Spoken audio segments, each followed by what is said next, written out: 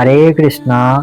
क्या आप जानते हैं योगिनी एकादशी को इतना चमत्कारी क्यों माना जाता है? योगिनी एकादशी भगवान विष्णु को समर्पित अत्यंत पवित्र एकादशी मानी जाती है। यह आषाढ़ मास के कृष्ण पक्ष की एकादशी को आती है। मान्यता है कि इस व्रत को श्रद्धा और नियम पूर्वक करने से पापों का नाश होता है, रोग दोष दूर होते हैं और भगवान विष्णु की विशेष कृपा प्राप्त होती है। 2026 में योगिनी एकादशी कब है? 11 जुलाई 2026 दिन शनिवार को एकादशी मनाई जाएगी। इसका पारण 12 जुलाई द्वादशी दिन रविवार को किया जाएगा। योगिनी एकादशी की कथा प्राचीन काल में कुबेर के सेवक हेममाली भगवान शिव की पूजा के लिए प्रतिदिन मानसरोवर से फूल लाते थे। उनकी पत्नी विशालाक्षी अत्यंत सुंदर थी। एक दिन वह पत्नी के प्रेम में इतना खो गए कि समय पर फूल नहीं ला पाए। इससे क्रोधित होकर कुबेर ने उन्हें कोढ़ कुष्ठ रोग का श्राप दे दिया। हेममाली जंगल जंगल भटकते रहे। बाद में उनकी भेंट मार्कंडेय ऋषि से हुई। ऋषि ने उन्हें योगिनी एकादशी का व्रत करने की सलाह दी। हेममाली ने श्रद्धापूर्वक व्रत किया।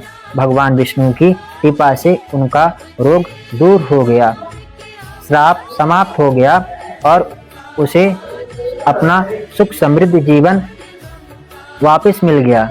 व्रत का महत्व: भगवान विष्णु की विशेष कृपा प्राप्त होती है, पापों का क्षय होता है, रोग कष्ट और मानसिक तनाव से राहत मिलती है, परिवार में सुख शांति और समृद्धि आती है, मोक्ष की प्राप्ति का मार्ग खुल जाता है। पूजा विधि: प्रातः ब्रह्म मुहूर्त में उठकर स्नान करें, वस्त्र पहनकर व्रत का संकल्प लें, भगवान विष्णु और माता लक्ष्मी की पूजा करें, तुलसी दल, पीले फूल, धूप दीप और नैवेद्य अर्पित करें, ओम नमो भगवते वासुदेवाय मंत्र का जप करें, विष्णु सहस्त्र नाम या भगवत गीता का पाठ करें, रात में भजन कीर्तन या भगवान का स्मरण करें।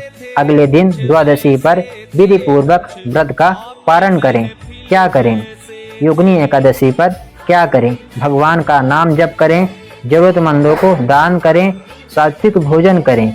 यदि निर्जला व्रत का संकल्प न लिए हों तो क्रोध, झूठ और बुरे विचारों से बचें। योगिनी एकादशी में क्या ना करें? मांस, मदिरा, तामसिक भोजन का सेवन न करें, चावल खाने से परहेज करें, किसी का अपमान या निंदा न करें, झूठ और छल कपट से दूर रहें। योगिनी एकादशी हमें यह सिखाती है कि मनुष्य से भूल हो सकती है, लेकिन सच्चा पश्चाताप, भगवान में आस्था और अच्छे कर्म जीवन को बदल सकते हैं। श्रद्धा, संयम और भक्ति से कठिन परिस्थितियों का सुधार भी हो सकता है। प्रेम से बोलिए जय श्री हरि, जय श्री राधे।